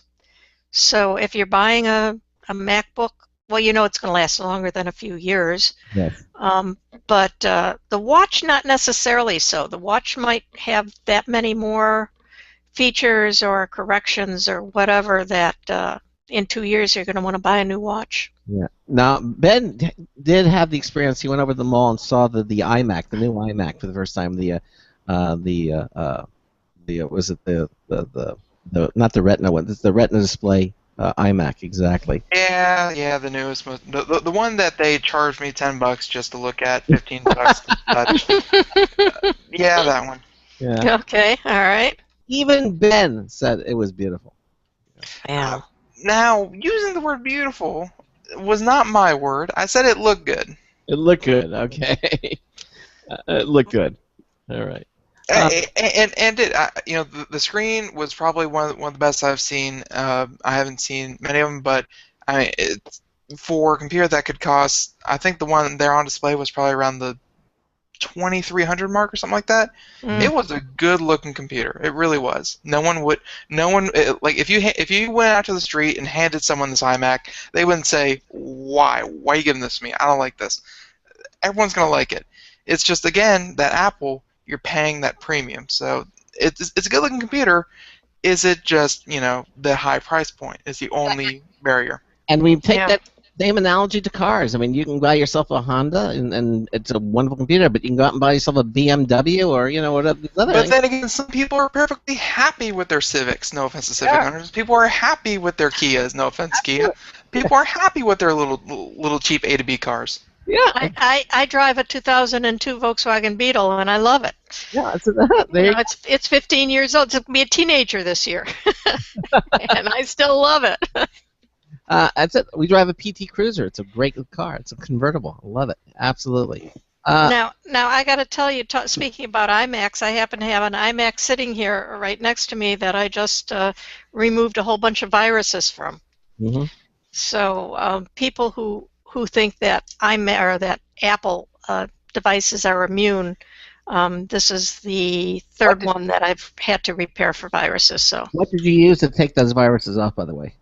I have some specialized software, and then I wound up putting I think I put AVG on this one. Sophos has a good antivirus as well. For the Mac, you mean? Yeah, for the Mac. Mhm. Is there a free version of AVG for? There for, is. Yeah. For Mac, and it will clean it and do everything. Yeah, exactly. Yeah, it won't necessarily clean it. I use some specialized software that I can run scans and get rid of it. Okay. So I All do right. the same thing on PCs. I have 10 times as many that I do Macs, but I just mention it because people tend to think, oh, I've got a Mac, I don't have to worry about viruses. You still have to. You have to do the behavior. Your behavior is ultra important. If you get an email and you click on something you shouldn't, you can still get a virus on a Mac. Not as quickly or as easily as a PC, but you can still get them. Okay, gotta be careful. Yeah. All right. So let's. So I think that sums up pretty much the. Just a last quick note. When I went to watch the keynote live, I opened up. I used Firefox as my main one. I went and then said, "Sorry, we're not compatible with this browser." Right. You have to watch it on Safari. Or Chrome. Chrome worked too. Oh, did Chrome work? Okay. Chrome, but mostly Safari. The moment I saw that, I realized I just launched Safari and it went perfect. So that's it. Okay. Well, I tried to watch it on my iPad. I have an iPad Air, Mhm. and it would not connect, even with Safari. Oh, that's strange. And yeah, I have. It was supposed to be iOS 7 and above on Safari, and I was using that, and it still wouldn't connect. All right, go figure. All right, so let's move on to this next cell phone that we were talking about, the Droid Max, MAXX. Well, I tell you the truth, Craig, I made a mistake here. Oh, really? In the show notes, I did put Droid Max, and the Droid Max is a Verizon smartphone that does have good battery life, but lots of features. But the price I put on there too was a good price because it was $0. free with a 2-year contract. No, it wasn't free. It was $0 with a 2-year. $0. Okay, so that is a decent cell phone, but the one that I wanted to talk about was the Droid Turbo. Oh, okay. Okay, so I've kind of messed up the show notes a little bit. All right, so What I have in my hand is a Droid Turbo. Okay, all right. And it's a Motorola. Yeah. The Droids have been great phones. I mean, I've had several of them, and they make a good phone. Very sturdy. It's a little smaller than the iPhone 6 Plus, so but it's heavier. That's the first thing you're going to notice when you pick up this phone. Okay. It's quite a bit heavy. Now, some people like that heft to the phone because it's easier to hold and you're less prone to drop it. Also, it has a Kevlar backing, which is textured. So it's really nice in your hand. Okay. I like it very much as far as that goes. But the important thing about this Turbo is that the battery life is so good. I can easily go for a whole day using it constantly, it seems anyway, playing videos or whatever, and it recharges very quickly. So I think I got, let me see here, I think I got from 35 to 75% battery power in 15 minutes. Wow. That is pretty spectacular. Really is. So they did some really nice things on this. It's a quad core. It's actually got the same, I think it's got the same processor as the Note, the Galaxy Note, which we talked about a couple weeks ago, and I really like that phone as well. Mm-hmm. So it's got a great display. It is more expensive. Let's see if I have the price. Oh, I don't have the price here. $199.99. Yeah, $199, right. And it's a Verizon only phone. Okay. It looks nice. It looks like a nice phone. And as you say, it's heavier. It's heavier, and I didn't actually weigh it, but you will notice immediately that it's heavier, and I would assume it's heavier because of the battery. Okay. The only drawback that I've found in using this phone is that it heats up quite a bit. If you use it for a long period of time, it'll actually get hot in your hand. Wow. But it's got a nice camera, 21 megapixel camera. You know, it's a KitKat 4.4.4. Mm-hmm. So it's very nice. If you've used Motorola phones before, if you've used Droids before, and you're looking for long battery life, this is the one to get. Okay, so the Droid Turbo, not the Droid Max. Right. Like it. Although that's a good phone too, but this is better. More expensive, but better. More expensive. All right, you're listening to the Computer America Show on the Blog Talk Radio Network, on the IRN Radio Network, and the Boost Radio Network. Sandy Berger continues on with us to the end of the show. She's our consumer electronics expert, and we'll continue on. When we come back, we're going to talk about Samsung's Galaxy Tab S. This looks like a really cool one. Is this the one that has the side screens as well? You know, where the touch button says? No, this is the nicest screen though. All right. Well, we'll talk about that when we come back. Stay with us. You're listening to Computer America. Looking for a best friend? Brother Wolf Animal Rescue has your best friend waiting just for you. The mission is to protect and enhance the lives of companion animals and the people who love them. Their no-kill rescue shelter is open year-round, making it easy for people to adopt their best new friend. This year, Brother Wolf will find homes for over 2,400 orphan dogs, puppies, cats, and kittens. All have ended up as an orphan through no fault of their own. Brother Wolf has created a safe, nurturing environment where these special animals can heal emotionally and physically until they find a lifelong home. Their life-saving transport program brings dogs and puppies from overcrowded shelters in the south to rescues in the north where homes are easier to find. Brother Wolf Animal Rescue is a 501c3 organization. To learn more about their life-saving work and to make a donation, visit their website at www.bwar.org. That's www.bwar.org. Help to realize Brother Wolf's vision when no animal is euthanized for lack of a home. Who's a good boy? Don't complain about your cable bill going up and up and up. Do something about it. Grab a pencil and jot down this special number. 1-866-663-MY-TV. The more cable TV rates go up, the better digital satellite TV looks. So, disable the cable and get more of your favorite channels in 100% digital quality for less money. Call 1-866-663-MY-TV right now to sign up for packages starting as low as $19.99 and up to 4 rooms. And there's no equipment to buy. That includes your free HD TV upgrade, your free DVR upgrade, and your free professional installation. And the best part, the pristine digital picture and sound. Call 1-866-663-MY-TV. So, what are you waiting for? Pull out your major credit or debit card. Call 1-866-663-MY-TV. 1-866-663-MY-TV. Disable the cable, cut costs, and get more. Call 1-866-663-MY-TV. 1-866-663-MY-TV.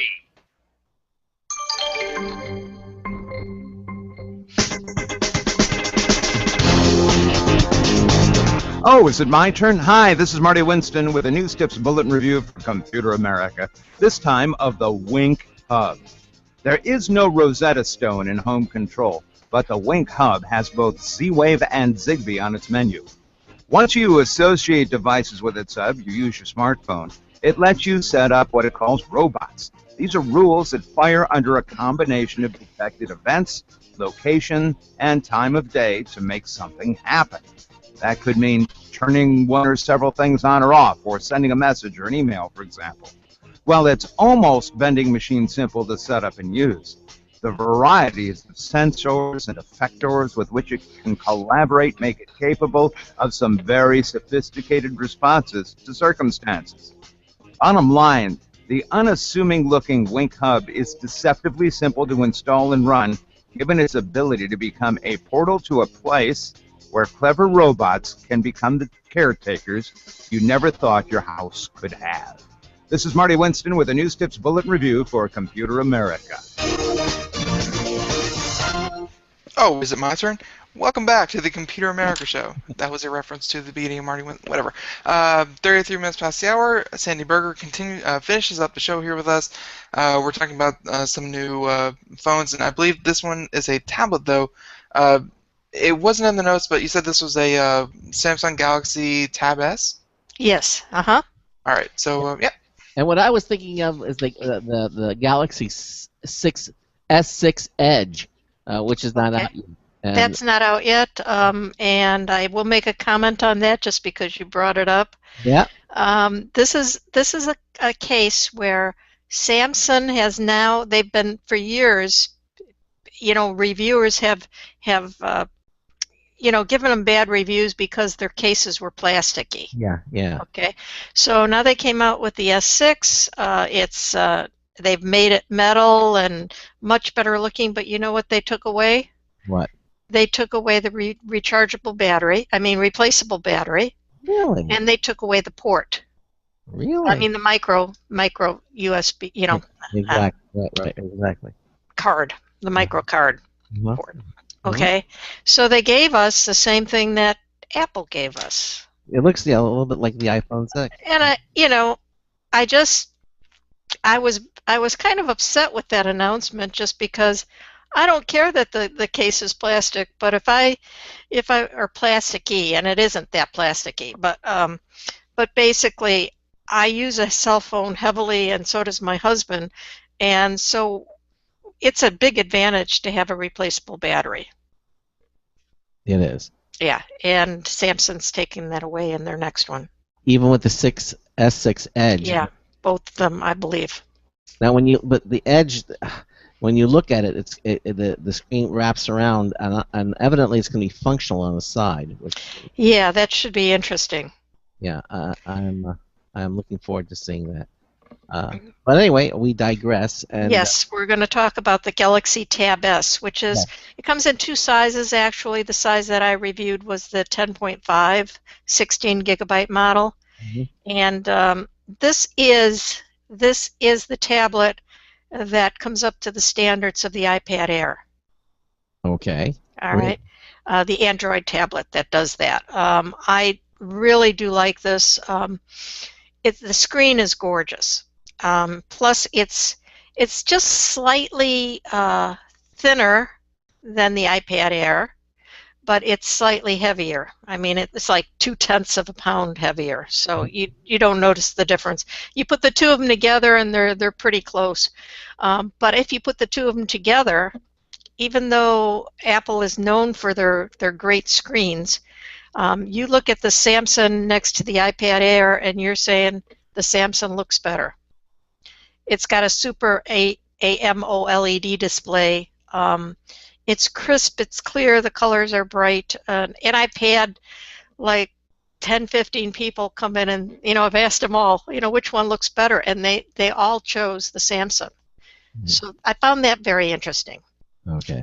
So this is the tablet if you want to buy an Android tablet. It's $4.99, so it's not much cheaper than an iPad. But it's really a nice tablet.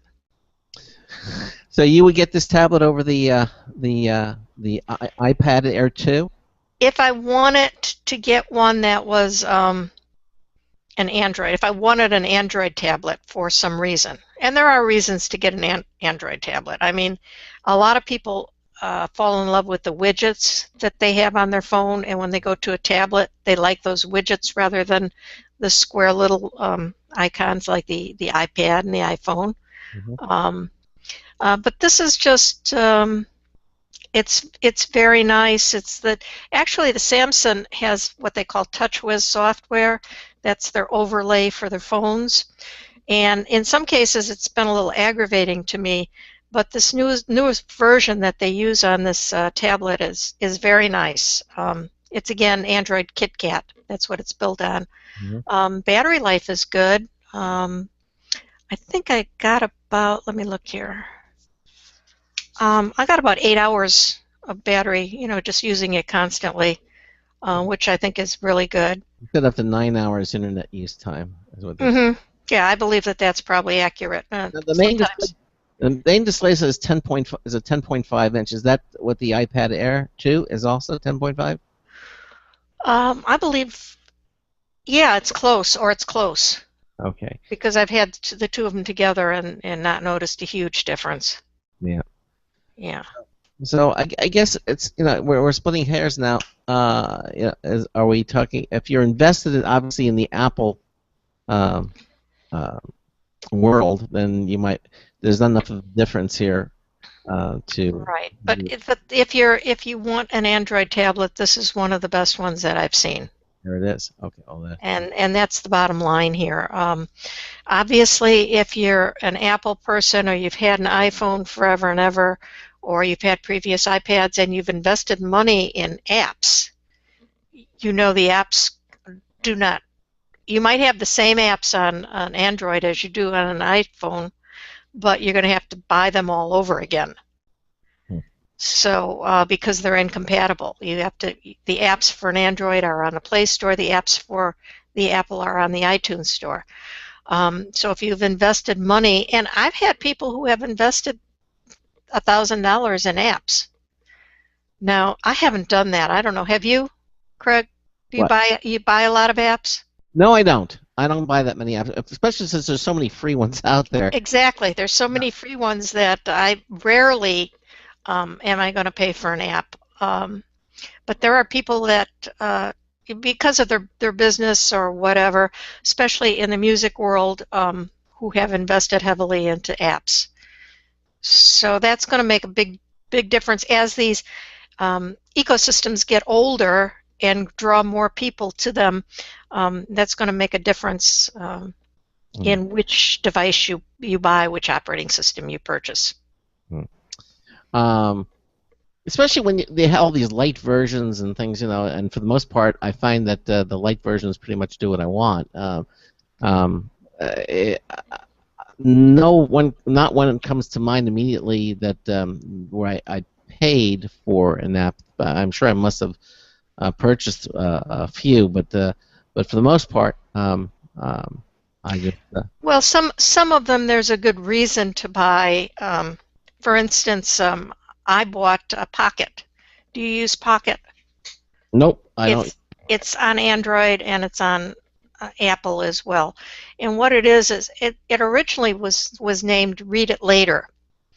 And then they renamed it to Pocket. But the idea is that you can save a website and you put it in your pocket and you can read it anytime you want. So you can Didn't you do a review of that app on the show a little while ago? I did, yes. Yes, I remember that. Yeah, it's a really great app. Now the premium version of it, those apps are the web pages that you save are saved forever. All right. In the free version, if you're researching something very serious, and you save a web page in Pocket, and that web page goes away, or it gets changed. Well, when you go back to it, you'll still get to the same page, but it will be changed or whatever, or be gone in some cases. So if you pay for the premium version, those are there for you forever. And, Well, hopefully forever anyway. and I remember I bought an app that did translations, and because I thought it would be useful. And then like about 5 months later, then Google came out with their Translate, which put that one to shame. And so I basically threw that one away because the Google Translate is just light years ahead of the other one. So. So sometimes you buy them and then they come up with something that's better and it's free. Right. Now you bought you use a solitaire game on the Mac that was you had to pay for? Nope, Solitaire Forever. Was that free? I think he sent. I don't think it was free. I think it was an editorial review copy he sent me. Oh, okay. So that was it. Yeah, I knew you were going to be too cheap to buy it. Had he not, I would have bought it. That's something because I play Solitaire a lot, and I would have bought that. Yes, exactly. Okay. Well, you're right. There's a lot of free apps that are very worthwhile, and sometimes if you use it all the time and it's got ads, you're going to buy the premium version. And Sure. I do like the idea that we support these. I know what I bought. I bought that the Stargazer one, where you look at the. Here, I'll tell you. Oh yeah, the stars. Sky Guide. It's the Sky Guide where you take it and you hold up your iPhone to the stars. And constellation and everything, and I was so blown with that. I bought that, and I think there was a couple of packages, add-ons, like there was a satellite one we could track satellites, and so I just found it really interesting. So I bought that one. So that they haven't come out. There's a couple of them out there now too. I got Sky Guide. So yeah, there are like 4 or 5 that actually are pretty good. Yeah, exactly. No, there's just some things that you can use the free, but the pros or the premium ones are better, and of course you cut out any advertising and all that annoying stuff that goes away. So. And these companies to stay in business, they do have to make money somehow. So if I really use an app a lot, yeah, I'll buy it. I'll buy it. Yeah, even if there's a free version, I'll buy it because I want that company to stay in business and keep making these great apps. So. Yeah, exactly. So hopefully people will think in those terms as well. Yep. Oh, absolutely. If companies making something that you use, support them. Definitely purchase it. Didn't we talk about the Olio clip, or is this something? This is a new version of it. That's it. This is a new version of it that I put in the show notes. Okay. All right. Let's talk about it. Yeah. Okay. It's a clip-on camera lens for your iPhone 6 or 6 Plus. Okay. And it's got wide angle, it's got fisheye, it's got macro lenses. And they're all built into this one little device, which just presses on top of your thing. And they've made some improvements. Actually, they've made quite a few improvements in it. So now they also give you, or you can get a way to they give you a little bag you can keep your lenses in. They give you the clip that has I can't show you because my camera's off, but anyway, it has a little place where you can put it on your keychain or wear it around your neck, which is pretty cool. But the lenses themselves have been improved. I'm still not fully saying this is the best thing out there. It's nice, but it's $80 for these lenses. Now, if you're going to do a lot of things, the fisheye in particular is fun to play with. So you just pop this thing on your iPhone, and the camera shows everything in this rounded kind of version. It's kind of neat. There are others out there that if you're going to be looking, you should investigate as well. And you have the 6 Plus, right? The phone. I have the 6 Plus, yes. Which has the better camera, and when I say better, in that it has some additional stabilization. The image stabilization on the 6 Plus is phenomenal, and after having used it, I would buy this phone just for that. If I wanted to take pictures with it. Really? And I did. When I went to CES this year, my husband brought his really good Canon camera. Mm-hmm. And the first day, he took pictures with the Canon, and I took pictures with my iPhone 6 Plus. And I have a shaky hand in taking pictures, but the stabilization on this thing is so good that all my pictures turned out good. I didn't have anything blurry. Sure. Although his pictures turned out good too. We were looking at both of them saying, well, gee, why lug around this big camera if your pictures are pretty decent from the iPhone? What did So he? I took all my pictures for the rest of CES with the little iPhone 6 Plus. What did he think? Did he agree when he saw them? Yeah, he really did. He said, yeah, if you can do this, let's look at them online, and we threw some pictures up online, and they looked good. So now, I write for A New Domain. I write for Breaking Modern, which are two websites that we posted a lot of those pictures on from CES. Uh-huh. And nobody ever said, the pictures are not good enough, or nobody had any problem with any of the photos that I took. So you really think with the 6 and the 6 Plus, they really reached the point where lugging a camera around really doesn't make much sense anymore? I mean, when we went on our trip to California, we took our family trip. Mm-hmm. I just took the pictures with my iPhone. Ben, your mom, did she bring a camera, or was it just or we just used the iPhone? I think is my recollection. Yep. Yeah, exactly. Because she still had this. Well, we had the camera, but unfortunately, the battery ran short, and it's hard enough with keeping your phones charged, keeping another device out on the go. It's not the easiest thing in the world. Right. And the phone is always there. You're always got the phone, and so you always have your camera with you. So it really. That's the beauty of it. And I've had a lot of other phones. For instance, this Droid that I have right now. It's got a 20 megapixel camera, which is very nice. Takes real good pictures, but the image stabilization on the 6 Plus still makes that, for me anyway, a better camera. Right, especially if you're having trouble holding it steady. That's going to. Now there is image stabilization on the 6, but I think it's a software stabilization, whereas the 6 Plus it's actually physical. Right. The lens. In addition to that, the lens moves. It makes these little micro adjustments in there, so you wind up with a crystal sharp image. Yeah, and sometimes the picture will look like I moved. Okay, so this afternoon I was taking some pictures of a dog, and he kept moving around, and I kept, my hand was a little bit shaky. So when I actually pressed the button to take the picture, I thought it was blurry. Yeah. But the iPhone compensated for that, and when I went back and looked at the pictures, they were all clear.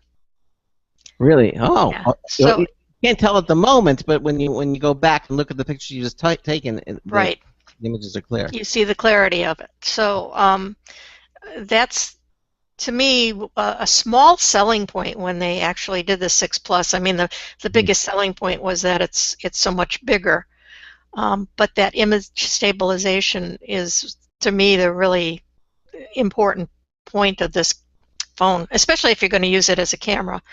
Some people never use their phones as a camera, but more and more people are doing that as they get better and better. Now, we've got a number of stories, and obviously we can't cover them. We've got less than 10 minutes. We have 3 of them here. If you wanted to pick which one, how to stream TV, or how to thwart Gmail snoops, or My Map Walk app at breakingmodern.com. Which Well, at CompuKiss, I wrote a little tip. This is not a full big article. It's just a little tip on Gmail. All right.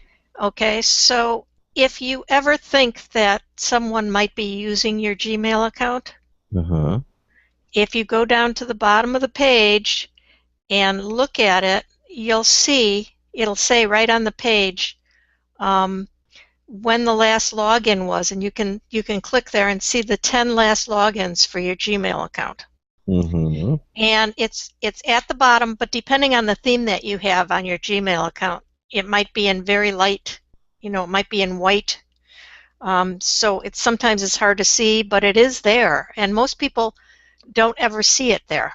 Okay, so I'm looking now. I'm going at the bottom here. Okay, I'm going to go to my. I'm looking at last account activity. There you go.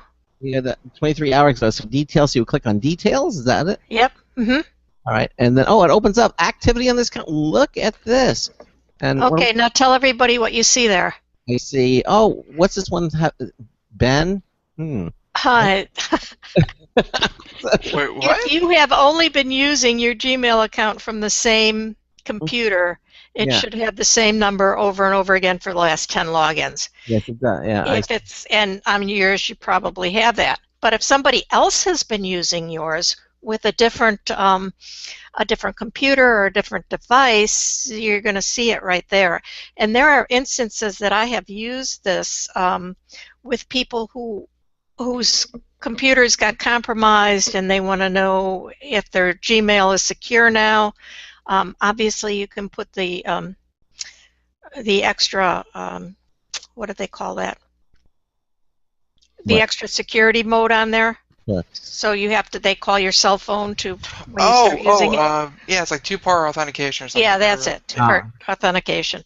So you can put that on there, but this is just a really cool thing that most people look at. See that Google, you see that Google screen every day, that Gmail screen, and nobody hardly ever sees this little thing at the bottom that you can click on to see And what is who's been using your account. Sign out of all other web sessions. That's interesting. So this account does not seem to be open in the location. However, there may be sessions that have not been signed out. So you can out. So, but that's very cool. I like that. So yeah, again, go to the bottom of your Gmail account, and you'll see on the right-hand side. So it's last activity, and then the details, and you can see who's been using your Gmail. At least if it's not you, then you know you have a problem. You can see Exactly, and it's just an interesting thing to be able to get more information about your account. Yeah, look at that. That's a very cool tip. And again, as I said, there's so many more stories you can see at CompuKiss.com. Sandy has a number of them there, and also, what was the other? I'm sorry, the other website you were working with? The other website that I put in the show notes is Breaking Modern. It's breakingmodern.com. Okay. And I did an app review. I've done a lot of writing for them.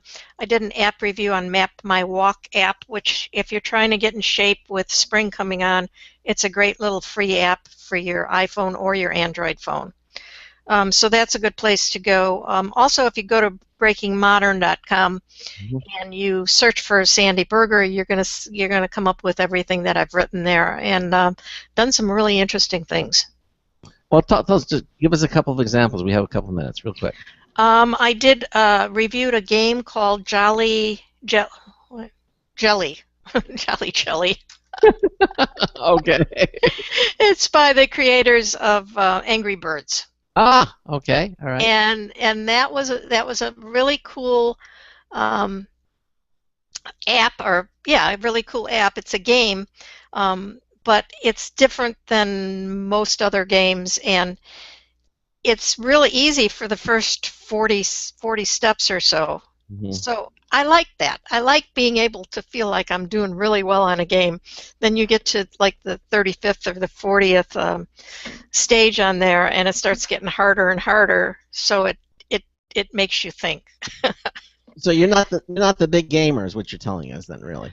Oh. I'm not a dedicated gamer. No, I'm not. I like a game to be easy and then get harder, but I don't like it to be impossible, and I don't want to have to go and do cheat sheets. Yeah. What was the game that we reviewed yesterday, Ben? Oh, Exploding Kittens. Exploding Kittens. Yeah, that's not a game though. That's a card game. The card game. It's in the same vein as Cards Against Humanity. Okay. Oh, okay. Well, that does sound interesting, I've got to admit. The name just kind of grabbed me. Well, Sandy, we're pretty much out of time. Again, you can see Sandy's work at CompuKiss.com. And we have a link to CompuKiss.com at ComputerAmerica.com under our correspondence page. You can see Sandy there, and you can click on her picture. It'll take you to her website there. And, of course, the other one is BreakingModern.com, where she's done several articles that you can read too. And again, if you go to our show notes page, you can read the story about how to stream TV, and also so other stories that we didn't get a chance to get to tonight. But I still think the big star for this one was the Amazon Echo. It was. I think that people are going to get this little device and have a lot of fun with it. I think so. Well, Sandy, listen, thanks so much. It's always a pleasure having you on the show, and we're very glad that you're back. And I guess we're going to see you at the same place next month. Next month, I'll see what new things I can come up with for next month. Yeah, April the 8th, excuse me, which will be the next show that will. Which will be 2 days before the iPhone. Now I'm doing it. Apple Watch comes out. That's right. 2 days before the Apple Watch comes out, so the anticipation will be. So I guess we'll be contacting you while you're waiting in line for the Apple Watch. We're going to switch to Sandy Berger now, who's standing in line at the Apple Store waiting for her Apple Watch. Don't hold your breath, guys. Okay. All right. All right. Good night, everyone. All right. Well, now stay with us to the end because our hangouts. We want to say goodnight to everybody. But thanks again, Sandy, for being with us here. Now, what we got tomorrow night? We're going to have. It's called Witricity. This is a company that's coming out with wireless charging. And wireless charging, the dream. Yes, I mean this is like the holy grail of charging your phones and everything. And they're actually coming out with furniture that has the wireless charging built in, like a lamp. That's right up there with IKEA. IKEA said they're going to start doing that as well. Yeah, exactly. Or maybe IKEA. 90 seconds. I think IKEA has licensed the Witricity technology. That's probably it. You can probably buy this through IKEA. Yeah, you buy it to IKEA, and they're licensing the Witricity. But basically, this is wireless charging, so you don't have to plug your phone in anymore to charge it, or any of your devices. It's going to be wireless charging, and we're going to have them on the first hour talking about this. We're going to have Greg Rieg, who's the Director of Product Management for Witricity. And then in the second hour, we're going to have Computer and Technology News, 60 brought to you by seconds. Slimware Utilities, the official optimization software of Computer America. Thank you all so much for being with us here tonight on Computer America. And again, don't forget our contests. Go to our contest page and enter in all of our contests. They're up and they're running. We have our show reminder winner of the week. That's coming up day after tomorrow, so you want to make sure that you got that. And you could win that Logitech T650 glass wireless touchpad. Beautiful touchpad. Could be you. About $80. You could be a winner. So I hear we got new people signing up all the time. So we are. So until tomorrow night, this is Craig Crossman hoping that your hard disk never becomes floppy. Have a great evening. We'll see you tomorrow night. Good night, everyone. 10 seconds.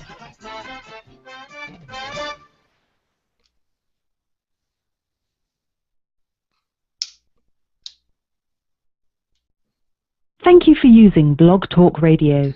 Goodbye. Okay, everybody, and again, thanks for watching us on our live Computer America video stream with and Sandy is still with us. So we'll just say goodnight, and we'll see you tomorrow night. Thanks, Sandy. Good night. We'll see you next time. Good night. Bye-bye. Bye.